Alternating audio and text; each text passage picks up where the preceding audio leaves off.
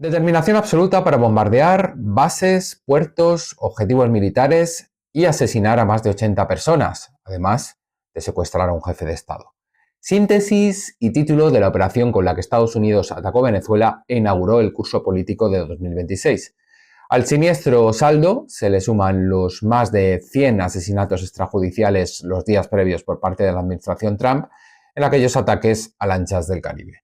200 homicidios, sangre sobre sangre, sangre por petróleo, como hace más de 20 años en la ofensiva norteamericana contra Irak, pero también por oro, gas natural, hierro, coltán, bauxita y tierras raras. Fuego directo contra la población venezolana e indirecto contra China y Rusia.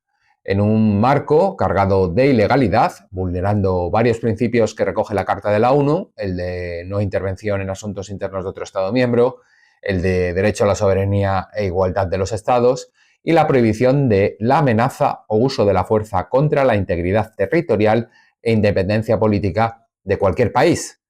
Un ataque, a todos los efectos, ilegal.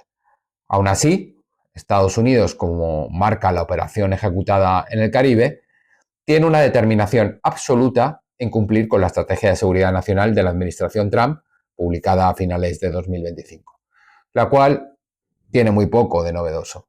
Se reduce a continuar con la doctrina Monroe de las administraciones anteriores, o si lo prefieren, adaptarla a los tiempos. Algunos prefieren referirse a ella incluso como Donroe, rebautizándola.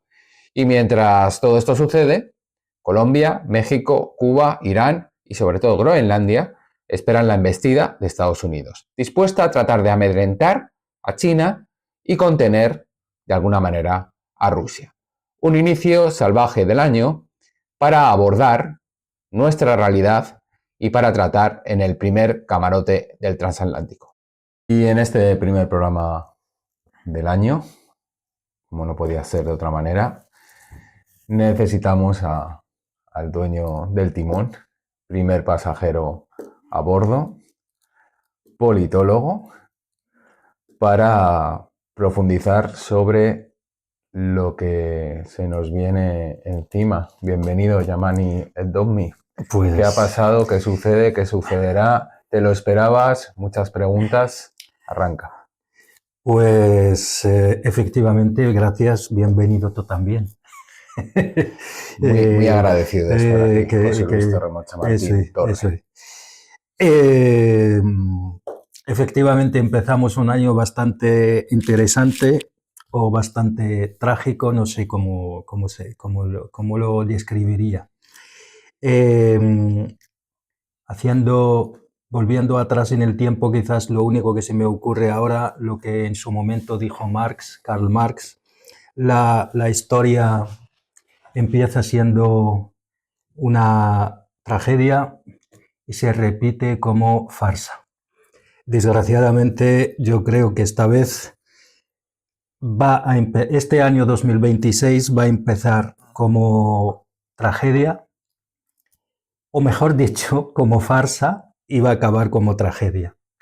Lo que hemos visto en Venezuela no es sorprendente, no debería sorprendernos. De hecho, hablamos sobre ello. Y yo creo que dijimos aquí que va... Y bueno, de hecho, concretamente tú dijiste que iba a haber una intervención militar. La verdad que sí, pero yo no pensaba que iba a haber una intervención del modo con la que se llevó a cabo, en fin, porque nosotros tampoco tenemos acceso a toda la información ni del Departamento del Estado ni de la CIA, ni más bien utilizamos nuestra intuición analítica y parece ser que no nos hemos equivocado bastante, pero bueno, tampoco es que hayamos redescubierto la rueda. Todo indicaba que iba a haber una intervención. Lo que pasa es que no sabíamos, lo que no se podía intuir era que tuvieran que secuestraran, mejor dicho, al presidente de una nación como lo han hecho. Y sobre todo a mí lo que me gustaría, y posible no tenía, yo personalmente no tengo información suficiente como para aventurar a pensar ciertas cosas, pero desde luego la respuesta de cómo se llevó y la facilidad con que se llevó a cabo una operación de esa índole podría inducirnos a ciertas dudas y a ciertas sospechas. Bueno, una operación que se ha cobrado más de 80 muertos, pero no por ello deja, como dices tú, certezas de que ha habido colaboración interna. De hecho, el propio Trump hablaba y ponía como algo exitoso las tareas que habían realizado su servicio de inteligencia, Sí. sobre todo en el secuestro, ¿no?, de Nicolás Maduro y de la primera dama Cilia Flores. A mí me parece desde luego muy, muy llamativo la facilidad con que se llevó a cabo. No me entra en la cabeza que un presidente de una nación, sabiendo que está amenazado, que tiene ahí a uno de los mayores ejércitos, no, a uno no, al mayor ejército del mundo a las puertas de su nación, y que no tomase las precauciones necesarias, ya no para impedir la operación en sí, por lo menos para dificultarla al máximo. Me resulta extremadamente sospechoso que la operación se haya llevado a cabo con esa facilidad, que le hayan permitido al personaje Trump, que luego volveremos sobre ello, yo creo que de personaje no tiene nada, salir en una rueda de prensa, decir que hemos llevado a cabo una operación increíble, que tenemos el mejor ejército del mundo, ojalá hubierais visto lo que yo he visto, y pasear al presidente de una nación como es Venezuela por Estados Unidos, concretamente en Nueva York, por tribunales. Por eso empezaba diciendo que la historia empieza como tragedia y acaba como farsa. Deberíamos darle la vuelta y empezar por la historia comienza como farsa y acaba como tragedia. Y eso va a tener sus consecuencias. Y si quieres ya entro en el meollo de la cuestión más allá de Venezuela.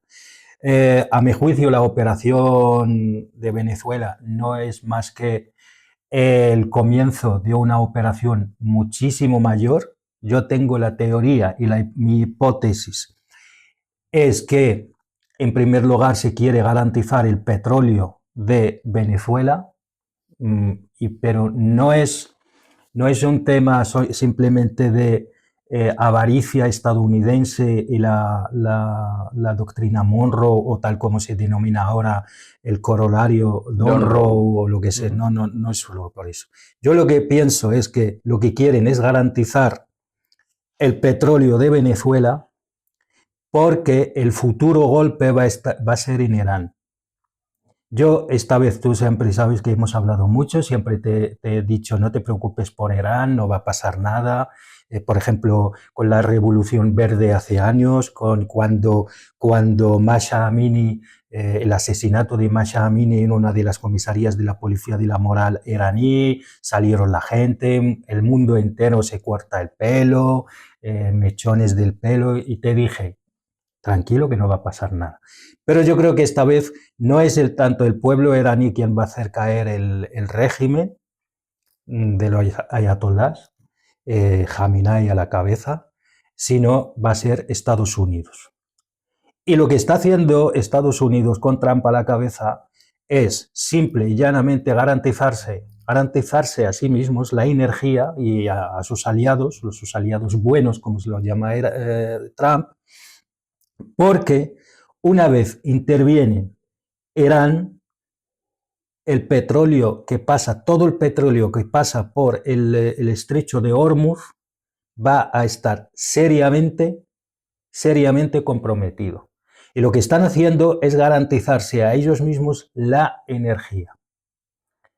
Un suministro de energía asegurado y estable, y yo calculo, y yo creo que esta vez no nos vamos a equivocar mucho, calculo que una vez estabilizado el suministro venezolano del petróleo, no tanto el país, porque el país no le importa mucho a Trump ni a Estados Unidos, por lo tanto, en un par de meses, 3, 4 como mucho, vamos a ver una intervención directa esta vez del ejército estadounidense en Tahran.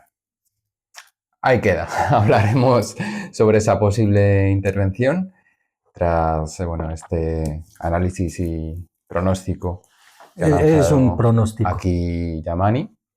Y yo creo que también, evidentemente, está el ataque indirecto o incluso directo contra China en esta última operación y por supuesto, el intento de contención, por decirlo de alguna manera, contra Rusia en otras zonas del mundo. Pero cuando se insiste tanto en que Estados Unidos ha violado el derecho internacional y que se ha saltado el contrapeso, en este caso la administración Trump, de, de las cámaras, parece que no ha sucedido anteriormente. Porque curiosamente se ha incidido mucho en los mass media en esta cuestión, en la violación del derecho internacional. No hay que irse muy lejos, poco más de 20 años, cuando pasó lo que pasó en Irak, una intervención a todos los efectos ilegal, y otras muchas, incluso cuando existía la Unión Soviética. ¿Por qué crees que este empeño en los medios occidentales a la hora de enfrentarse o de poner su oposición a la operación que se ha llevado a cabo en Venezuela, que por cierto, muchos voceros de los medios la condenan siempre con la coletilla, aunque el dictador Maduro Lo merecía, sí. lo merecía, no estoy de acuerdo. Ya, vale. Sí, a ver. En primer lugar, me gustaría saber si todos los medios de comunicación, los más media en todas partes, o solo los más media europeos. Esto habrá que verlo. Porque desde luego yo no veo tanto entusiasmo por el derecho internacional, ni por parte de los Estados Unidos, por supuesto, ni tampoco por allá fuera de la Unión, fuera de Europa. Y cuando digo Europa me refiero a la Unión Europea más a algunos países como sería Gran Bretaña, a lo mejor Noruega, aunque no pertenezcan a la Unión Europea. Porque hablar de Europa significaría también hablar de Rusia. No hay que olvidarlo. El derecho internacional está claro que Estados Unidos, hay que tener en cuenta que quien redactó la mayor parte del actual derecho internacional ha sido Estados Unidos. Y si Estados Unidos está ahora mismo saltándose las propias leyes que ellos mismos han escrito básicamente lo han escrito, los han establecido ellos, eso es que ya no les funcionan. No hay que olvidar que Estados Unidos es un país con vocación imperial y con vocación clara de proteger sus propios intereses. Y efectivamente, más allá de Venezuela, más allá de Irán, eso es un golpe, lo que se pretende, que sea un golpe directo a China. O sea, al final lo que pretenden a través del corolario esto Monroe, como se llama ahora, que la doctrina Monroe no es exactamente lo que nos pretenden hacer ahora, hay que contextualizarlo. Podemos puntualizar, Yamani, que es que están cumpliendo su estrategia de seguridad nacional, que es pública. A ver, que Estados Unidos, con su vocación imperial y como es un Estado que protege imperial global, lógicamente necesita proteger quiere y lo va a hacer y va a proteger sus intereses. ¿Y qué sucede? Que hay algunos países, especialmente con China y también Rusia, y también si ampliamos un poquito también los BRICS, pues le estaban comiendo la tostada, le están comiendo la tostada, y eso Estados Unidos no lo va a permitir. Y entonces lo que tiene más a su alcance de entrada es, por supuesto, defender el hemisferio occidental, que es el continente americano. Pero eso no lo va a lograr, eso es imposible, ya es demasiado tarde. De hecho, de ahí la agresividad de la administración Trump. Pero ojo, que esto no se hizo ahora con Trump, que hablamos de Trump y pensamos que es el personaje ese Trump, que no es el personaje Trump. Lo que pasa es que Trump tiene unas maneras de hacer que nos llaman la atención, pero que no hay que olvidar que esto es Estados Unidos, y eso no es Trump, eso es Estados Unidos. ¿Quién saboteó el Nord Stream? Fue Biden. Bueno, en teoría fueron tropas ucranianas. En teoría, pero ya a estas alturas ya está clarísimo que ha sido la administración Biden con su apoyo logístico, de información, de inteligencia, de proporcionar apoyo de todo tipo. O sea, no nos engañemos. ¿Y quién ha obligado a Europa a dejar el gas ruso muy barato? Ha sido Biden, no ha sido Trump. Lo cual esto es una política internacional, es una política nacional de un Estado, que es el Estados Unidos del norte de América, pues lo que pretende es volver a ser, y ya lo ha dicho Trump durante su campaña, Make America Great Again. Lo que pasa que a lo mejor no es lo que esperaban sus bases, sobre todo MAGA, ¿no? Una parte de MAGA, ¿no? Entonces, pues que está intentando expulsar China y Rusia del hemisferio occidental, lo que pasa es que no lo va a conseguir. Y te doy dos ejemplos. Brasil tiene un intercambio comercial con China de 120.000 millones de dólares. A favor de Brasil, a favor de Brasil. El superávit, en este caso, es a favor, la balanza comercial, en este caso, es a favor de Brasil. Entonces, me imagino que Brasil no va a aceptar que le quiten una fuente y encima es favorable a ellos. No hay que olvidar otra cosa, siguiendo con Brasil. Hay elecciones Estados Unidos ya intentó, pero no solo por elecciones, Estados Unidos ya intentó, con Trump, presionar a Brasil cuando estaba a raíz del juicio de Bolsonaro. Lula no hizo caso omiso a las presiones de Estados Unidos. ¿Qué hizo Trump? Subirle los aranceles al 50%. En unos meses, pasaron no muchos meses, yo no sé si 2 o 3, el precio del café y la carne en Estados Unidos no sé si se duplicó o se triplicó, lo cual Estados Unidos tuvo que volver a reconsiderar su política. Hay otro país que parece que dentro de pocos días o esto va a estar alineado con Trump, que es Chile, puesto que ha ganado la derecha. Ha ganado su candidato.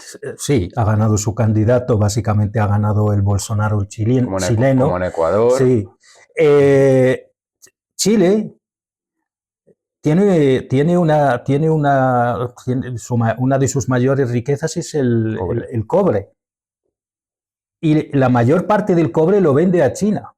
Chile tiene 60.000 millones de intercambio comercial con China, otra vez a favor de Chile. Sí, bueno, y hablando de Chile, también recordamos el caso de Argentina, Yamani, que Milei dijo que iba a romper con China relaciones comerciales.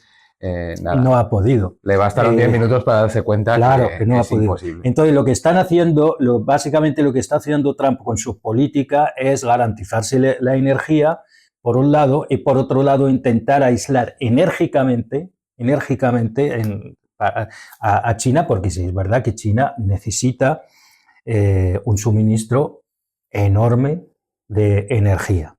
¿Qué pasa? Que hoy mismo cuando estaba preparando el programa,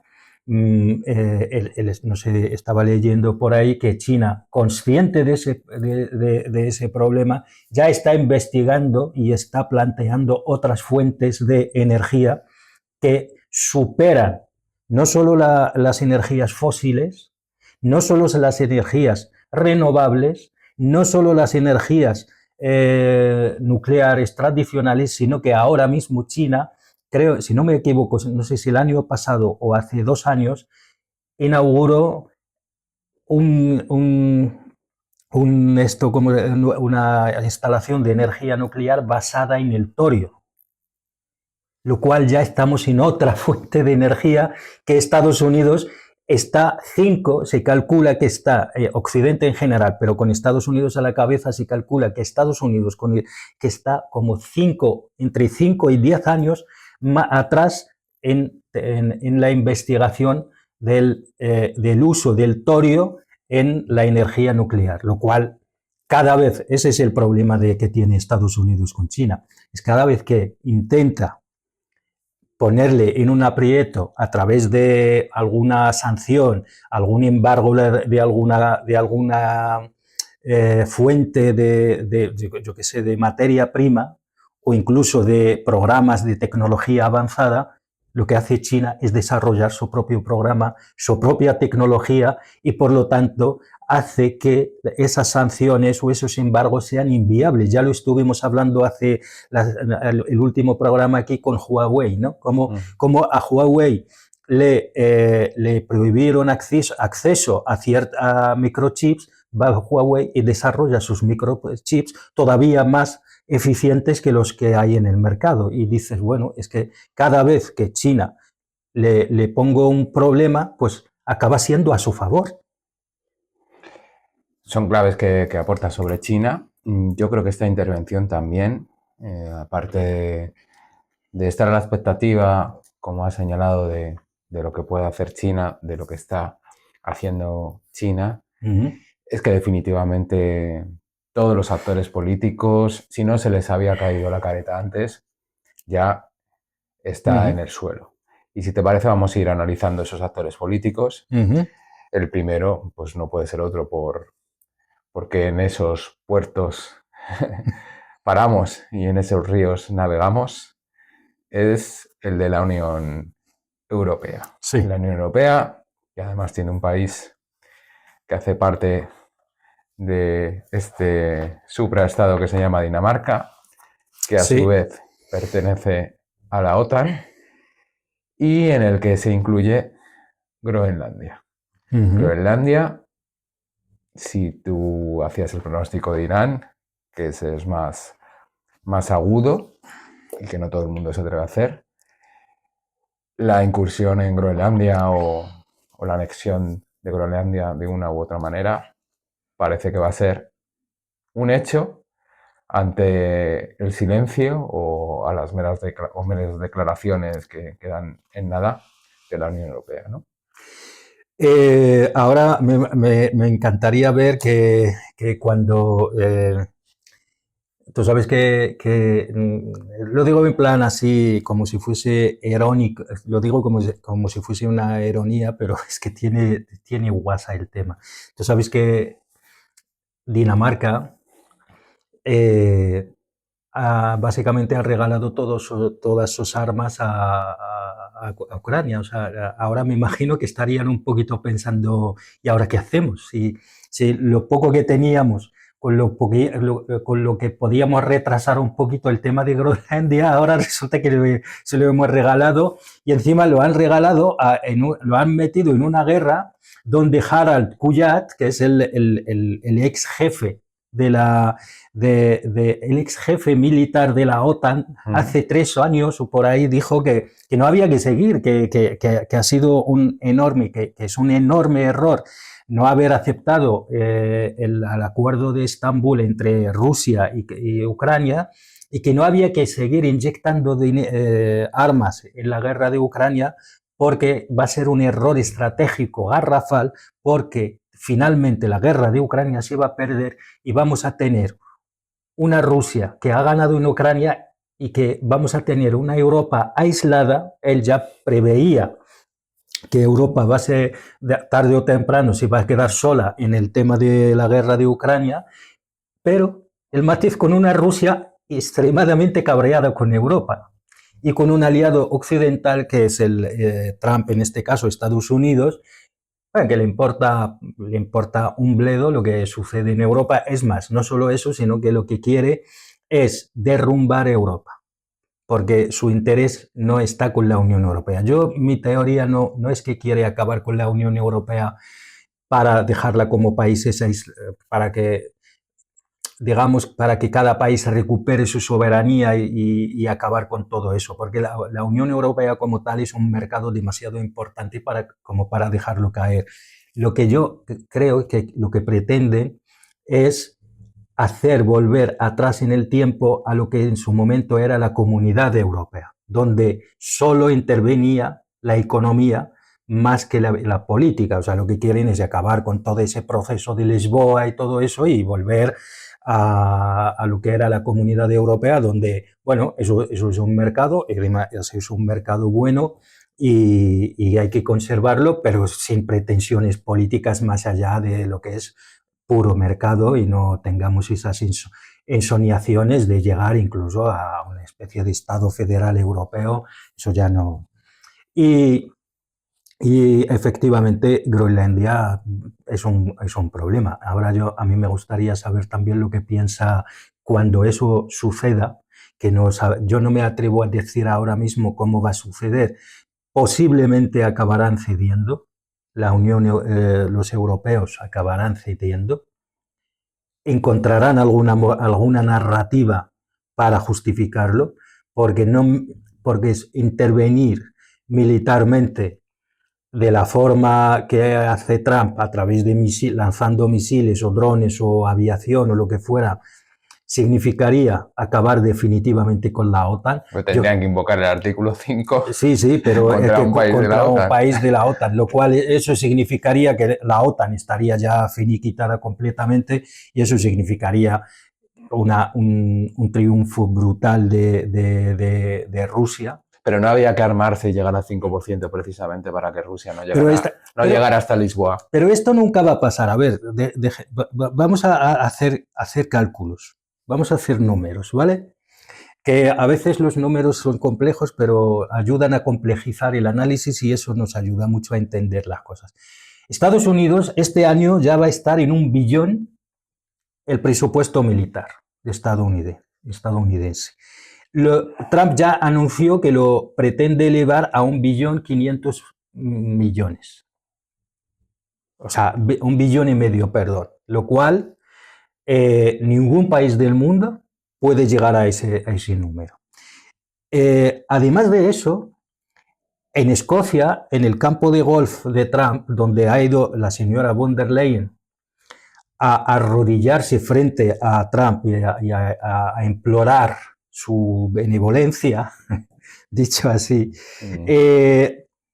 no solo ha conseguido que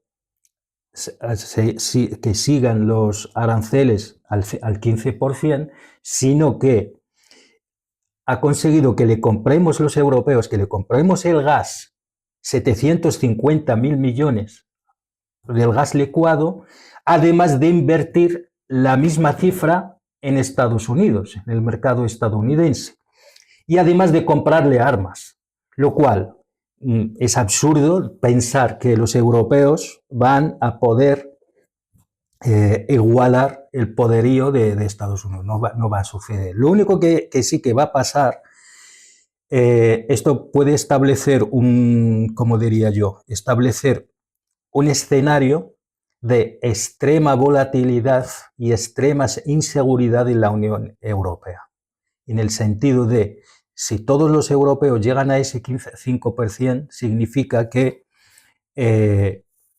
todo ese dinero lo van a sacar de lo que es el estado del bienestar. Y eso nos pondría en un escenario de extrema incertidumbre. Y ese es lo que quiere Trump. Trump le importa un carajo el estado del bienestar social, le importa un carajo el derecho internacional, le importa un carajo la Unión Europea. Lo que pretende es volver a situar a Estados Unidos como el actor principal al nivel internacional, puesto que ese actor tiene pretensión y tiene vocación imperial global. Y eso es lo que está haciendo Estados Unidos. Y no lo está haciendo Trump. Lo que pasa es que Trump, hombre, pues a veces, ¿qué quieres que te diga? Se le agradece un poquito de honestidad. A veces dice lo que dice y nos da un poquito de información y no como hacen generalmente los presidentes de Estados Unidos, sobre todo los demócratas, que a la vez que te dicen paz, hermano, te la están clavando por la espalda. que es lo que suelen hacer, que es lo que ha hecho Obama. De hecho, Obama posiblemente ha repatriado más que ningún otro presidente en la historia de Estados Unidos. De hecho, creo que han sido 3 millones de personas. Y ahora lo que pasa es que Trump lo hace de una forma, cierto es que lo hace de una forma que deja mucho que desear respecto al tema de los derechos humanos. Acabamos de enterarnos ayer o antes de ayer, pues el ICE acaba de asesinar a una ciudadana americana, estadounidense, lo cual la política, esto nos demuestra también que la política de Trump, la política migratoria de Trump tiene más bien poco que ver con sus promesas electorales de supuesta limpieza de Estados Unidos de criminales y tal, porque el ICE, y lo digo con mucha pena y mucha ironía también de pensar que un personaje fascistoide como es Trump va a llegar y va a limpiar Estados Unidos, porque entre otras cosas, si lo fuese a hacer realmente, posiblemente ni los empresarios se lo perdonarían, se lo dejarían hacer, porque como buenos empresarios que son los estadounidenses, pues les interesa mucho más tener mano de obra barata que hace bajar los precios de lo que llamamos el capital variable que lo contrario, ¿no? Como buenos capitalistas que son.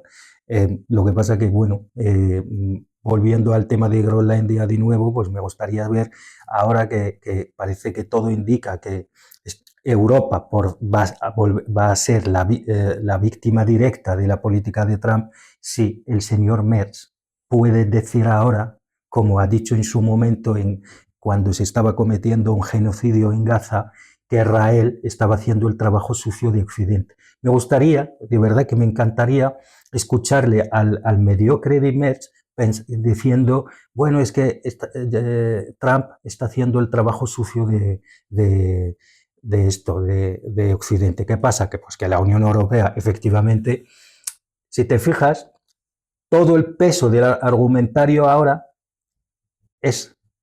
ha caído sobre Maduro. Todo el peso argumentativo de los políticos, de los mass media, de los tertulianos, de todos, ha caído sobre Maduro. Es que Maduro lo merecía. ¿Por qué? Porque realmente los europeos se sienten muy incómodos con el tema de, siendo una potencia reguladora, se sienten muy incómodos con lo que ha dicho Trump. No, yo voy a ir por lo que voy, por el petróleo. Entonces, pues ese discurso de Trump, pues no se puede vender en la Unión Europea de ninguna manera. Entonces, pues, están ahí con el derecho internacional, pero a la vez, no, es que Maduro sí lo merecía.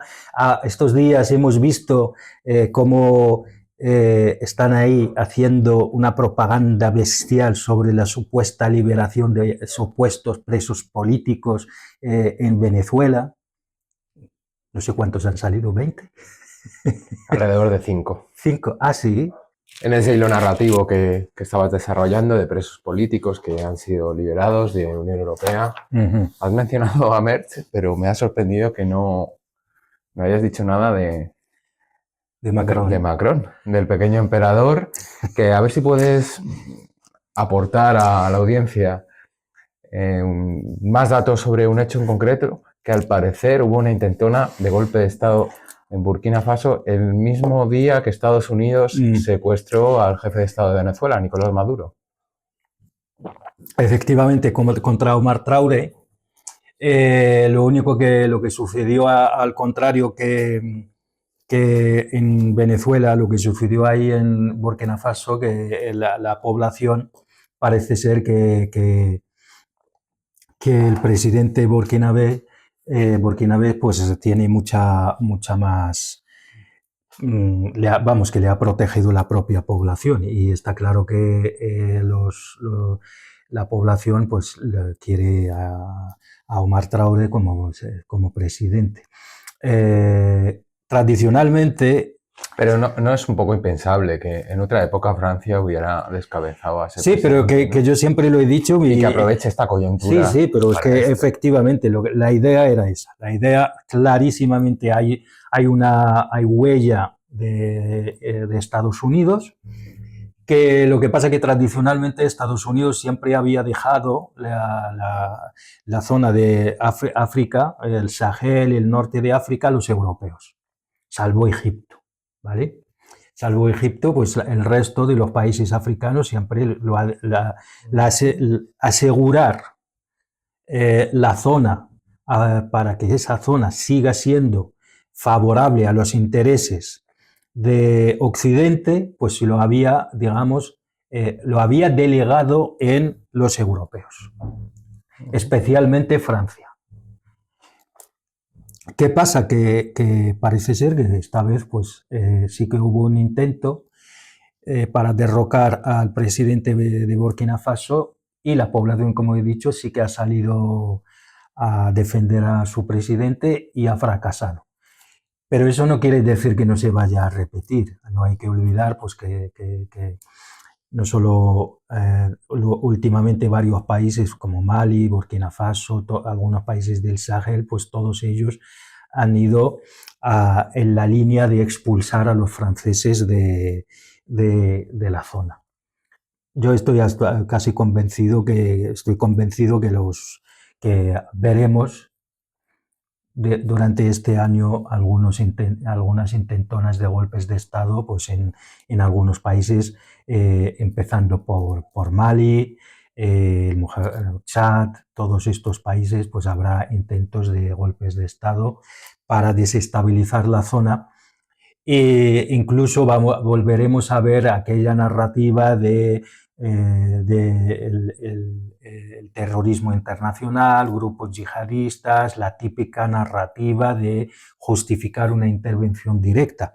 Porque Francia ya estuvo allí, por ejemplo, con la operación Burkán. Lo que pasa es que no ha podido estabilizar la zona. De hecho, finalmente la expulsaron y algunos países de la región pues, llamaron precisamente a Rusia. De hecho, si tú vas a Mali, verás que hay casi el mismo número de banderas de Rusia que las banderas del propio país. ¿Qué pasa? Que igual que hay una doctrina Monroe de Estados Unidos para el continente americano, se podría decir que hay otra doctrina europea que se parece mucho a la doctrina Monroe, pero que es europea para países africanos, porque es que Francia, sin sus excolonias o sus colonias, aunque sean de forma indirecta, su economía se derrumba completamente. Y lo he dicho y lo volveré a decir, y perdóname que sea tan contundente. Francia, como economía, como Estado, políticamente hablando, es un país decadente, peor aún que Estados Unidos, mucho peor que Estados Unidos. Y su única salvación es conservar, digamos, su influencia en algunos países o lo que le queda de los países africanos. Porque sin ellos, la economía francesa no se sostiene. No hay que olvidar que, siempre lo digo, que hay 14 países africanos que no tienen soberanía monetaria, tienen el franc CFA, que para comerciar con otras naciones necesitan la autorización del Banco Central Europeo, el Banco Nacional francés, y eso Francia sabe perfectamente que sin eso su economía se viene abajo. Es cierto que, bueno, también Francia, y eso hay que reconocérselo, y eso es verdad que lo han hecho muy bien. Francia es de los pocos países europeos, si no es el único casi, que ha mantenido una doctrina y una industria militar bastante independiente. Y tiene su propia industria militar y quizás junto con Gran Bretaña es un país militarmente bastante soberano, por decirlo de algún modo. Y sí que saca bastante provecho a la industria armamentística, por eso es uno de los países que más empuja el aumento del gasto militar en el territorio europeo. Pasamos de Macron, que bueno...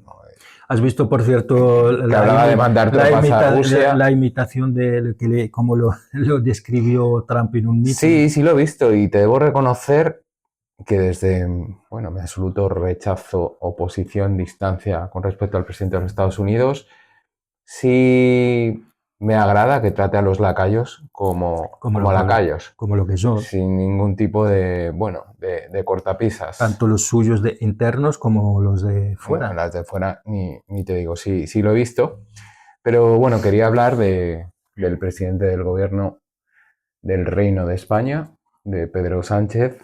No tratamos de mirarnos mucho el ombligo, porque este programa se hace pues dentro de ese estado, pero creo que sí es pertinente mencionar el papel que trata de jugar Pedro Sánchez, como siempre ha hecho España, como presentarse como una especie de puente entre América Latina y Europa, y en este caso concreto de Venezuela, juega con la ambigüedad de que sí que es un país que no reconocimos el resultado electoral, pero sí están todas nuestras empresas, por lo que de facto sí reconocen siempre, y lo ha reconocido a ese gobierno, antes con Chávez y después con Maduro.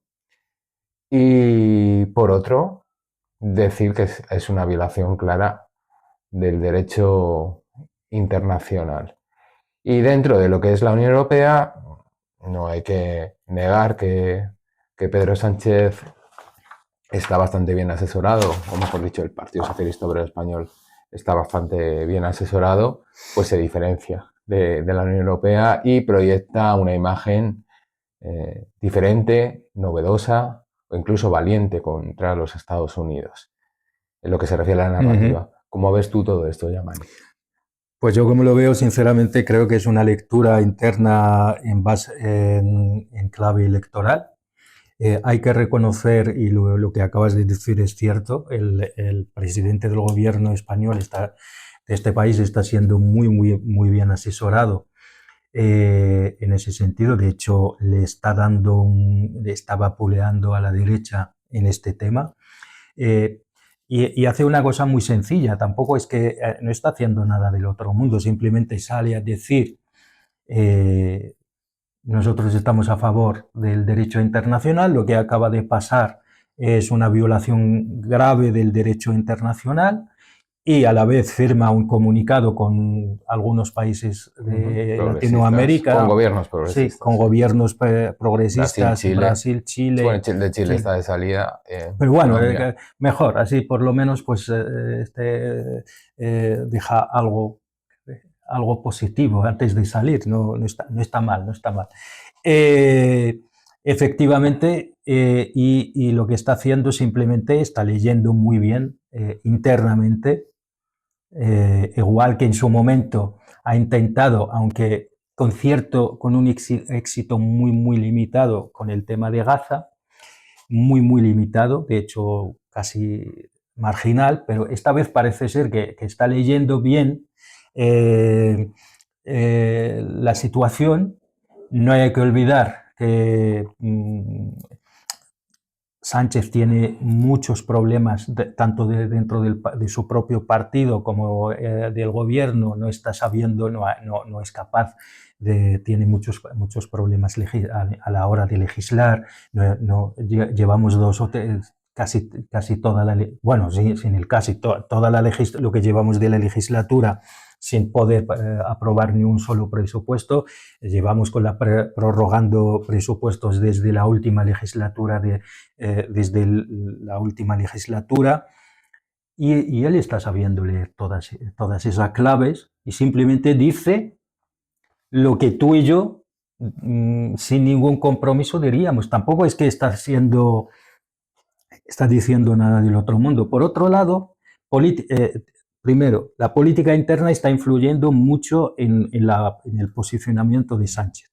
En segundo, también creo que también está mirando un poquito hacia los propios países, donde no hay que olvidar que España, las empresas españolas tienen muchos intereses en Latinoamérica en general. Pues me imagino que una intervención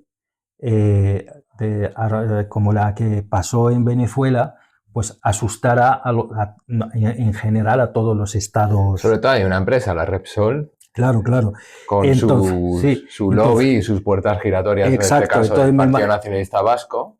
Me imagino que estas empresas pues le estarán diciendo también a Moncloa, bueno, ojo con lo que haces, de ahí un poquito decir, bueno, yo me muevo dentro del derecho internacional, pero tampoco confronto mucho con Estados Unidos, tampoco es que está siendo muy, digamos, el líder del mundo libre. O sea, al fin y al cabo, a mí, sinceramente, lo que está haciendo Pedro Sánchez lo podía hacer cualquiera. Tampoco supone gran riesgo para nada. O sea, al fin y al cabo, pues...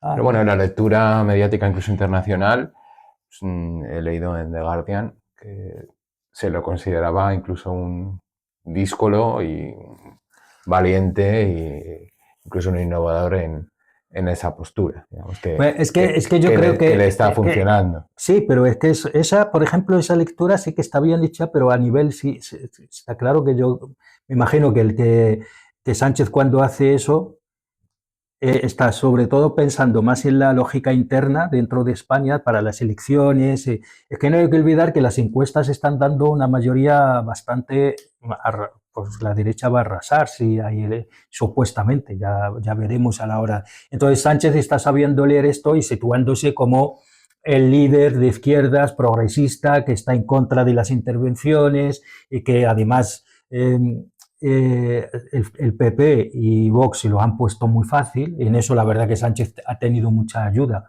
Tú has visto las intervenciones. Y que es un gobierno en coalición que supuestamente también tiene que combatir como esa parte para que esa oposición al intervencionismo pues quede solapada por lo menos dentro de su gobierno.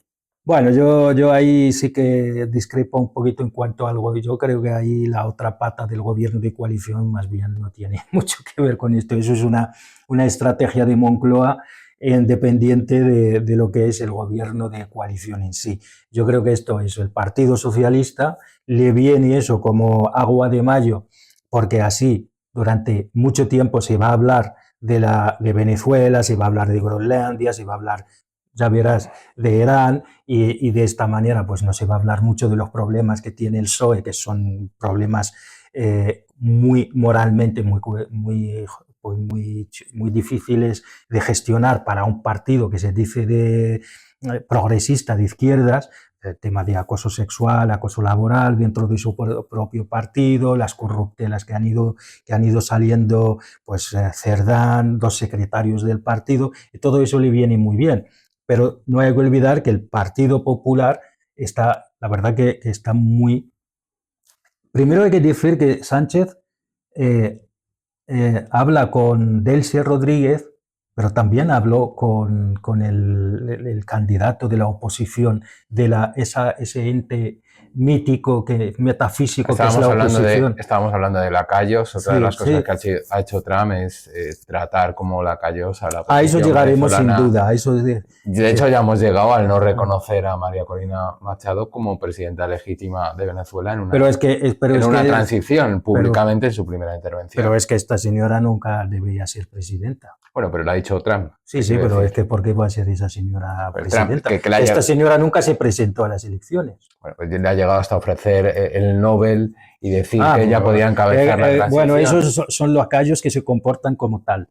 Y ya está, si tú te aceptas el papel de lacayo y de servidumbre, mejor dicho, pues al final tendrás que llevarlo al límite. Volviendo a Sánchez, yo creo que la derecha, la verdad que insisto en ello, se lo está poniendo muy fácil. O sea, el PP no tiene narrativa. El PP está absolutamente desnortado y ha hecho... uno de los portavoces, Bendodo, por ejemplo, salió y dijo lo peor que se le podía ocurrir a un político, que es Venezuela está mejor sin Maduro, Rusia estaría mejor sin Putin y España estaría también mucho mejor sin Sánchez. O sea, yo no sé quién ha asesorado a este señor como para relacionar está cuestionando directamente el sistema político, electoral, democrático, toda la estructura institucional de su propio país. La está comparando con Rusia, con esto, Rusia y Venezuela, que ellos mismos habían estado cuestionando años. Y Vox, Vox, si te fijas, ha hecho una cosa muy inteligente por su parte, que es desaparecer.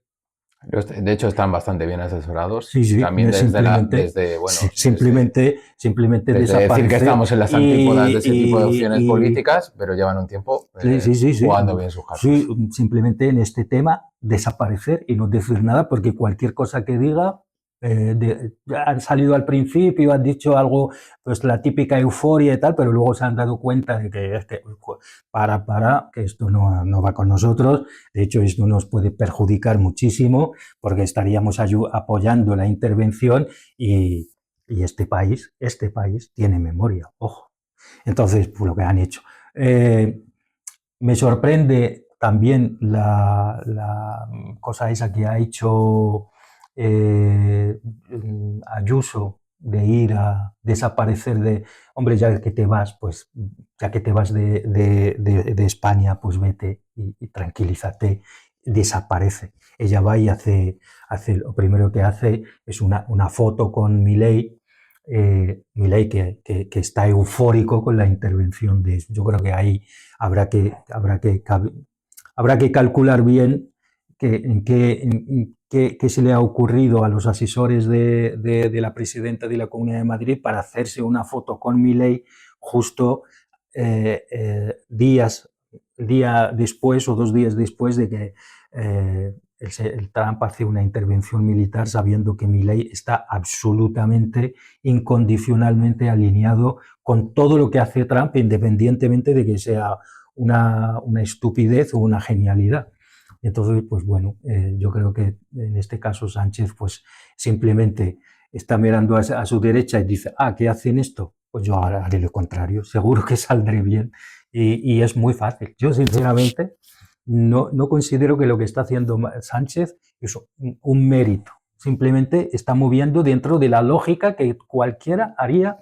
De hecho, Europa debería hacer lo mismo, simplemente condenar diciendo, oye, aquí hay normas que hay que respetar. Y esto es lo que dice Sánchez, no dice más.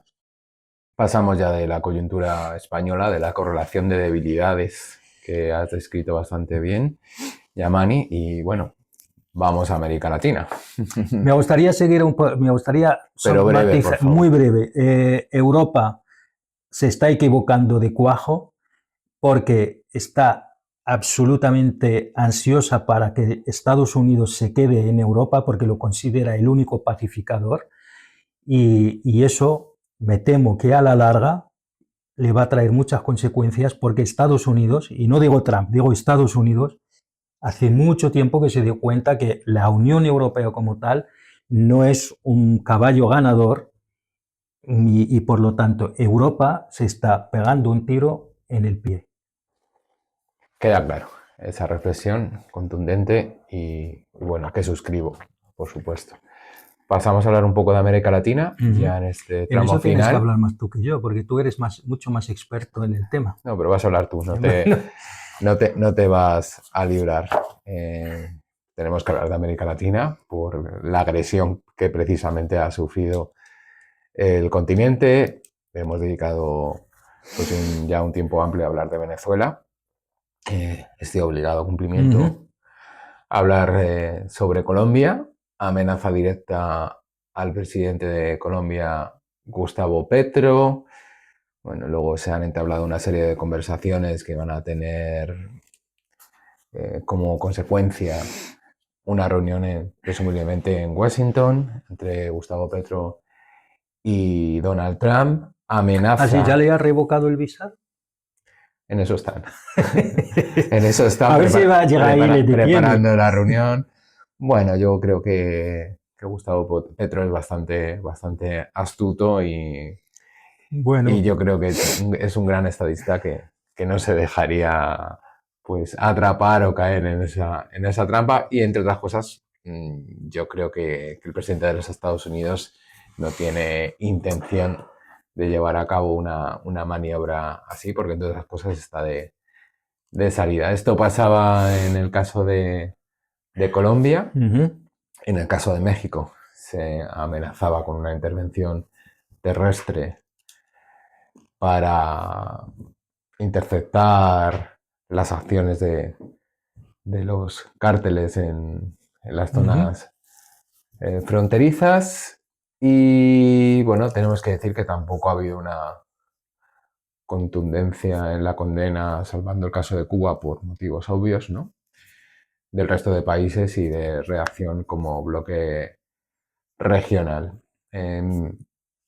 Lo que yo pienso es que pesa mucho que va a haber elecciones el próximo año en Colombia, que las va a haber en Brasil, eso por una parte, y Trump ya ha conseguido en Honduras colocar a su candidato, ya tiene algunos candidatos abiertamente suyos que se ha visto en el caso de los presidentes del gobierno de Paraguay, de Ecuador y de otros países que están totalmente alineados con Trump, eso por una parte.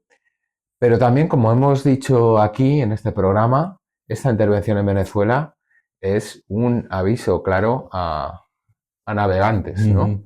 Es decir, Estados Unidos ha intervenido en América Latina, lo ha hecho a través de golpes de Estado, sí, y lo va a seguir haciendo, ya sin lanzar promesas de que se acoge en ciertos países a terroristas o se violan los derechos humanos o no hay democracia. Bueno, sí, está claro que, lo que ha venido haciendo Estados Unidos tradicionalmente de esgrimir la democracia y los derechos humanos y tal y cual como justificación para la intervención directa o, perdón, indirecta a través de golpes de Estado, desde la sombra, con la CIA, etcétera, etcétera, salvo la intervención a lo mejor en Panamá, que fue la última. De hecho, fue contra un agente de la CIA. Sí, sí, claro. Esta forma de proceder, está claro que con Trump no es la más adecuada, no le parece la más adecuada y Estados Unidos pues ya, porque consideran que mientras estaban haciendo eso, cambiando de gobiernos o no, al final su mayor enemigo, y ya hablo de enemigo, no digo adversario, que es China, pues esto no le afectaba y seguía entrando en la zona y seguía ampliando su influencia comercial en la zona, cosa que a Estados Unidos, pues mientras China estaba en la órbita, digamos, estadounidense y del imperio y era un país considerado todavía digamos, débil, pues no ha importado, pero una vez China pues saca su capacidad, se ve que ya también tiene ambición de ser un hegemón, al menos en su zona de influencia, pues como que a Estados Unidos ya no le gusta, no le gusta mucho. Y por eso Estados Unidos ha ido históricamente, si hacemos un poquito el recorrido histórico, veremos que cómo han ido gestionando su política o priorizando qué zonas donde tenían que intervenir prioritariamente en su política exterior. Con Bush hijo me refiero, claramente han puesto el foco en Oriente Medio. Oriente Medio, la zona Asia, pero también más pegada a Oriente Medio, y el norte de África, a través de la intervención en Irak, fue claramente la zona privilegiada para las relaciones exteriores estadounidenses. Con Obama, aunque Oriente Medio siguió siendo importante, al inicio parecía que el norte de África podía ser también una zona privilegiada. No hay que olvidar que la primera visita de Obama al mundo árabe no fue a Arabia Saudí, fue a Egipto, y no hay que olvidar la intervención occidental en general, pero europea y estadounidense en Libia, pero Obama, a pesar de todo, hizo lo que famoso pivot to Asia, ¿no? Hacia Asia, porque de repente se dan cuenta que China ya no es un país más, sino que es un país con vocación hegemónica. Y mientras estaban en eso, pues China les ha dado por la espalda, pues ha ido a América Latina y ha ido, digamos, creando unos intereses enormes. Antes hablábamos de Brasil, de Chile y, por supuesto, Venezuela, etcétera, etcétera. Y eso, pues parece ser que a Trump, en su Monroe, vamos a hablar así, en su corolario, porque Monroe, la doctrina inicial de 1823 era muy diferente, no es lo que, más bien Trump se mueve. Expulsar a Europa. Era expulsar porque en aquel entonces Europa tenía ambición imperialista, pero no decía la intervención directa, decía, vale, vamos a América para los americanos, y hablaba de todo el continente. Bueno, pero... Sí, pero el que verdaderamente hace que la intervención de Estados Unidos sea a favor de los intereses de Estados Unidos y lo verbaliza es el corolario de Theodore Roosevelt. Pero la doctrina Monroe también hay que ponerla en su contexto histórico. Claramente, pues que si te entraban los ingleses, los franceses, pues eso suponía un riesgo para los Estados Unidos. No hay que olvidar, por aquel entonces Estados Unidos no era la potencia que es ahora, más bien eran los europeos. Entonces se entiende dentro de su contexto. Ahora, pues volviendo a América Latina, está claro que Trump ha dado un paso de aquí no vamos a intervenir solo con la CIA, no vamos a intervenir solo con la DEA, no solo vamos a intervenir en las sombras, sino si hace falta vamos a intervenir, lo vamos a hacer de una forma contundente y sin tapujos. Entonces, en eso yo creo, sinceramente, pienso, bueno, México, eso es una salida de tono que no va a poder, porque intervenir en México sería el fin yo estoy absolutamente convencido. Sobre todo de que intervenir, ¿para qué? ¿Para qué? Para intervenir en un país como México, vale, que México no es la potencia, no tiene la misma potencia que Estados Unidos, pero es México. Es un país enorme, es un país muy poblado, tiene su capacidad económica, tiene su influencia, etcétera, etcétera. Eso es una cosa que salida de tono, pero también Trump hace estas cosas también para luego negociar. Ya hemos visto cómo le ha contestado Sheinbaum, con mucha tranquilidad, y siempre lo ha hecho. Sí. Él, como decía, o sea, tú hablas, pero luego me vas a necesitar igualmente para controlar lo que sea. Y Sheinbaum lo que ha hecho siempre ha sido, en el fondo siempre ha colaborado bastante bien con la administración estadounidense, o sea, no hay problema. Con intervenir en Colombia, pues ya lo habían hecho antes, pero creo que ahora mismo intervenir después de un proceso de un cierto giro a la izquierda, estando a las puertas de otras elecciones que posiblemente ganará la derecha, pues absurdo. Bueno, intervenir en ese sentido para facilitar el triunfo de la derecha. Yo creo que esa va a ser eso lo que quería decir. Una intervención militar al estilo como de Caracas no va a poder ser, no tiene ningún sentido. Yo creo que van a intervenir de una forma a través de múltiples plataformas como lo saben hacer, para que su candidato gane. Posiblemente acabará sucediendo, no lo sabemos. Y yo donde veo el verdadero peligro, lo veo en Nicaragua y en Cuba. Ahí sí que creo que Cuba lo tiene realmente difícil.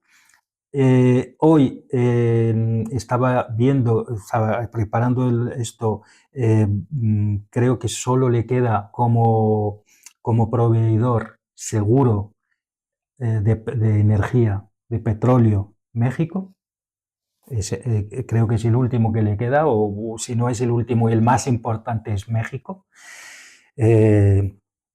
Por lo tanto, Cuba lo tiene muy difícil y posiblemente lo que haría Estados Unidos, pienso que lo que haría es asfixiarla más todavía a través de un embargo férreo, de tal modo que de repente Cuba no tenga absolutamente, o sea, que el Estado se venga abajo simplemente por su propio peso, porque no puede sostener un país completamente aislado del mundo sin provisiones, sin nada. O sea, posiblemente esa va a ser la estrategia y no hay que olvidar. Por otra parte, no es nuevo, o sea, es lo que llevan haciendo. Sí, pero siempre le han sobre dejado. Todo desde la caída de la Unión Soviética. Pero siempre le han dejado una ventana abierta, asfixiándolo, pero no del todo. Pero yo creo que cabe la posibilidad de, esta vez, cerrar completamente el espacio a su alrededor de tal modo que no entre nada, absolutamente nada. Me refiero a la energía, no a otras cosas, porque si no las otras cosas, pues el mundo no las vería con buenos ojos, aunque también te digo que la comunidad internacional ha demostrado que eso tenemos que tratar a lo mejor en otro programa, todo eso, la cosa esa llamada, ese ente mítico llamado la comunidad internacional, alrededor de Naciones Unidas. Y luego Nicaragua, pues no descarto yo una intervención directa. Y además muchos países de la zona, incluso a lo mejor incluso los países progresistas no lo verán con mal ojo. Sí, tenemos que hablar de Centroamérica, que no lo solemos hacer, y es una región del mundo muy importante y muy estratégica en todos los asuntos que hoy hemos tratado. Que por cierto, lo mismo que van a hacer en Colombia con las elecciones, lo van a hacer en Brasil, ¿eh? O sea, que Lula que se prepare también. Sí, está el partido bien. El PT que se prepare. O sea, lo van a hacer y posiblemente pues sacarán un candidato de estos que a lo mejor hasta el hijo de Bolsonaro, porque parece ser que el Bolsonaro no se va a poder presentar. Y ya para echar el cierre del programa, Yamani, Naciones Unidas. Pues eso es lo que te decía. Coméntame. Yo, que Naciones Unidas necesita... ¿Qué papel le toca jugar ahora? Ninguno. ¿O el mismo? Nada, cero, ya está. No hay, de verdad que no hay. O sea, no. En primer lugar, el país agresor, el que va a ir agrediendo y va a seguir haciéndolo, tiene el veto. La estructura, la arquitectura de Naciones Unidas, tal como estaba pensada en un momento en el cual pues el mundo acababa de salir de una guerra cruel, la Segunda Guerra Mundial. Se había visto que lo que era, ¿cómo se llama? La anterior a las Naciones Unidas, Sociedad de Naciones, no había funcionado. Entonces, pues había en un equilibrio bastante igualado, por decirlo de algún modo, a pesar de que en aquel momento la Unión Soviética no era económicamente tan poderosa como Occidente, especialmente Estados Unidos, pero era una potencia ideológica y tecnológica y muy legitimada a raíz de lo que había de sus logros en la Segunda Guerra Mundial. Entonces, pues China ni estaba ni se le esperaba. De hecho, todo el mundo sabe que el veto inicialmente lo tenía Taiwán, y luego se lo devolvieron a China continental. Y por lo tanto, pues se construyó un sistema bastante, pero pensado en aquel momento. ¿Qué pasa? Con armas nucleares. Con armas nucleares como armas de disuasión. Que ahora también existen. Sí, pero que ahora todo el mundo, bastantes más países las tienen. En aquel momento solo había dos. Bueno, no sé si en aquel momento Francia y creo que no, Francia y Gran Bretaña todavía no habían hecho sus primeros ensayos. Que por cierto, Francia lo tiene bastante complicado porque Argelia le está reclamando indemnizaciones millonarias por sus pruebas en el desierto de Argelia. ¿Vale? Por armas nucleares, así, muy rápido. Cada vez que hablas de Francia yo tengo que sacar algo. Pero la cosa es que ahora uno de los garantes que había ayudado a la actual, ayudado en la construcción de la actual arquitectura de las relaciones y el derecho internacional y de la Carta de Naciones Unidas, la Carta de Derechos Humanos, etc., etc., etc., es quien está agrediendo. Entonces no tiene ningún valor que tú vayas al Consejo de Seguridad de Naciones Unidas para supuestamente debatir o condenar o lo que fuese una actuación del tipo que había construido todo esto, las conoce todas, las sabe todas, y encima cada vez que dices algo te saca el veto. No tiene ninguna lógica. Es que Naciones Unidas ya no tiene, bueno, en realidad se viene viendo desde bastante tiempo, desde la época casi ya de George Bush hijo, cuando simplemente salió George Bush hijo a decir, le damos a Saddam Hussein, no recuerdo si 24 o 48 horas para abandonar el país, para dejar el poder, y si no vamos a intervenir. Sí, el 20 de marzo. Sí. De 2003. Eso 19, es. 20 de marzo del 2003. Sí, y simplemente pues dijo, por lo menos por aquel entonces, fíjate que todavía Estados Unidos estaba un poquito interesada en el derecho internacional y su propia estructura que ella misma había construido. Por lo menos siempre intentaba involucrar más actores, ¿no? No, y trató de fabricar la mentira de las armas de destrucción masiva. Sí, efectivamente. Elaboró más argumentos, igual que Tony Blair. Porque sus aliados y un papel muy protagónico a Tony Blair. Bueno, Aznar intentó colarse la foto y se coló. Se coló, pero bueno, pues le venía bien, y muchos otros países de la región, de la propia región del Golfo, pues también estaban más que encantados de la situación, de la intervención directa y de eliminar directamente a Saddam Hussein, porque le veían con malos ojos y encima lo consideraban un peligro para su propia existencia.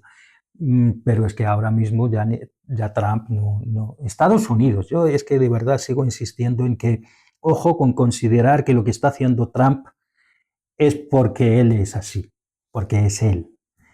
Porque esto se lo permite el sistema, la propia estructura de Estados Unidos, la propia vocación de Estados Unidos, le permite a un señor como Trump hacer lo que está haciendo. ¿Tú te imaginas que España, el presidente del gobierno español, pueda soñar con hacer algo así? Porque la arquitectura de la propia institucionalidad del país no lo permite. No estoy diciendo que es la mejor que hay, ni mucho menos, pero sí que hay unos límites donde los presidentes o las autoridades se pueden mover, y ojo con que hagas una cosa u otra. A pesar de los muchos, los propios europeos posiblemente no tendrían la capacidad de hacer lo que está haciendo Trump, porque la estructura y la arquitectura de la Unión Europea hay cosas que no lo permite. La propia arquitectura de la OTAN no permite intervenir, porque sí, hay que invocar el artículo 5, hay que decir hay que avanzar en ciertas cosas antes de hacer eso, pero Estados Unidos como hegemón, más allá del discurso de que es el líder del mundo libre, de la gran democracia del mundo, en el fondo, Trump lo está haciendo, y la estructura se lo está permitiendo. Hemos visto como senadores del propio Partido Republicano han salido a decir que Trump estaba asesorado por imbéciles. Eso lo ha dicho un senador. Y el problema lo tiene el senador, porque todo el mundo ahora va contra el senador. ¿Cuántas senadoras, aquella senadora que salió, incluso creo que fue asesinada al final, o no fue asesinada, tuvo que dimitir o algo así? ¿Cuánta gente ha salido a decir que Trump era un tirano y acabaron ellos y ellas teniendo problemas?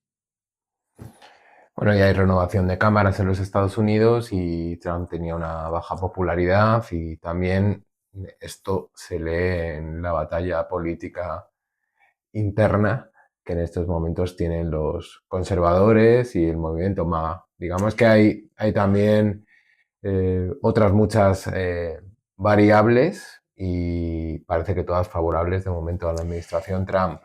Bueno, para mí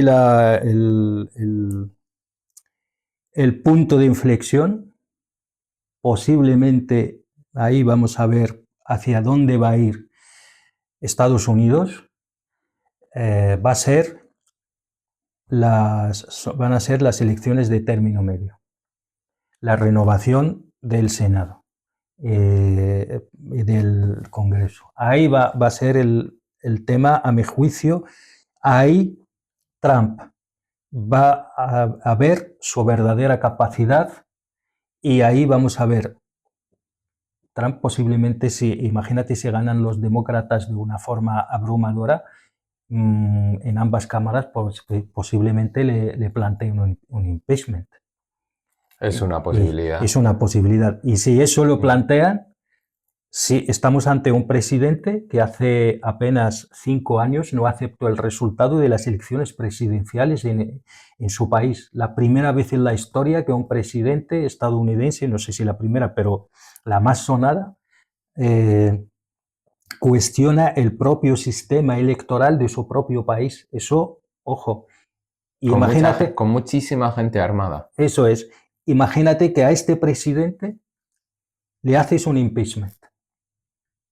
Imagínatelo. Estamos ante un, de verdad, estamos ante un, no sé yo si lo que llaman los check and balance de Estados Unidos, los equilibrios institucionales de Estados Unidos, vayan a poder esta vez gestionar eso. Habrá que verlo, habrá que verlo. Yo incluso he llegado a escuchar que gente supuestamente que sabe de la política estadounidense, la política interna de estadounidense, he llegado a escuchar gente que hablaba ya directamente de que Trump, si ve que la cosa no le va a favorecer, es muy probable que anuncie la ley marcial. Y por lo tanto ni siquiera convocar elecciones. Porque no hay que olvidar que estamos hablando de un señor que hace 5 años no aceptó los resultados electorales. No hay que olvidar que estamos ante un presidente que es como es y esta va a ser su última legislatura, o sea, su última legislatura, por decir. En principio. Sí, pero es que no hay otra. Él ya avanzó hace poco. Está moviendo las fichas, sí, él y su movimiento para tratar de prolongarse. Eso es, ya hace poco avanzó. Su mandato en el tiempo. Sí, él efectivamente, que ya hizo una especie de montaje a través de la IA, que en plan presentándose incluso para las próximas elecciones presidenciales. De verdad que yo creo que Estados Unidos internamente va a tener un problema. Va a tener un problema porque ha elegido a un personaje que, si es verdad que le conviene en este momento, porque Estados Unidos está perdiendo capacidad a nivel internacional y puede ser que en cada momento pues también los imperios eligen aquellos personajes o personas adecuadas a la coyuntura de ese momento, pero no tengo yo claro que Trump va a aceptar de que, bueno, yo soy un presidente para una circunstancia, para una coyuntura concreta, esa coyuntura ya ha terminado, tiene que haber otro que sepa gestionar la siguiente coyuntura, probablemente mucho más compleja o menos. No lo tengo muy claro, sinceramente. Con esa reflexión final de Yamani, pues podemos concluir el programa de hoy. ¿Algo que te quede por aportar? Bueno, sí que corregir simplemente rápido, perdona, que antes he dicho una senadora que ha ido en contra de Trump y la asesinado, es un error, ¿vale? Que lo he confundido con que salió una noticia de una actriz, de un actor o un director de cine que lo han asesinado, pero que no tiene nada que ver con Trump. Ahí pero sí es verdad que Trump, cada vez que alguien le lleva la contraria, acaba teniendo muchos problemas en el sentido ya de políticos, ¿no? Que acaba siendo marginado, etcétera, etcétera. Esa era lo último que quería decir.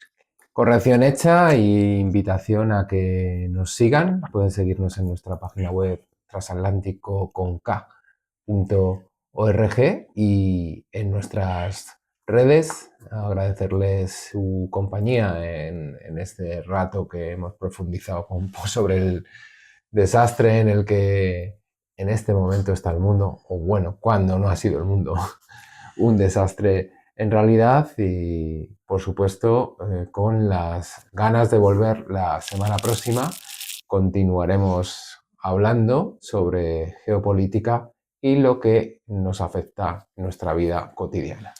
Que pasen una feliz semana. Adiós.